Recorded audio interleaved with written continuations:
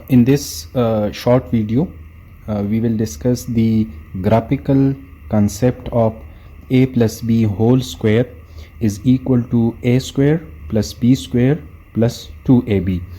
This is one of the mathematical equation which is mostly used. So here we are taking a square.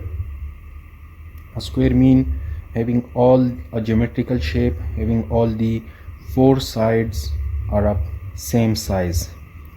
So for example, this is a square. Here I am taking this portion of the one side of the square is a, and the remaining portion of this square is b. Similarly, of the same length of this a, at this side I am taking a, and the remaining side will be b, because a square has both side of equal length. So this portion I have taken a, the remaining is b. Similarly, at this side, similar to this size, I have taken a and the rest will be b. So the total length of one side of the square is a plus b. Similarly, the total length of the square at this side will be also a plus b.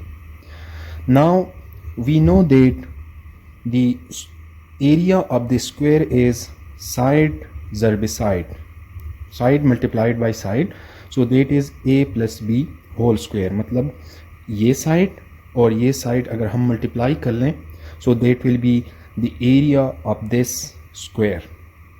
Now if I draw a straight line here, and similarly if I draw a straight line here, then the whole square will be divided into four parts, 1, 2, 3 and 4. Now इस small portion का जो area है, that is side multiplied by side, so this will be a square. Similarly, the area of this side will be this side is a and this is b, so its area will be ab. And the area of this side, this is a and this side is b, so we will have ab.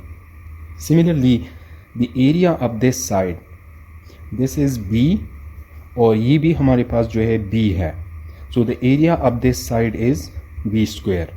Now the total area of this square is sum of the areas of these four sections, which is a square plus b square plus ab, और एक ये ab है, that is 2ab.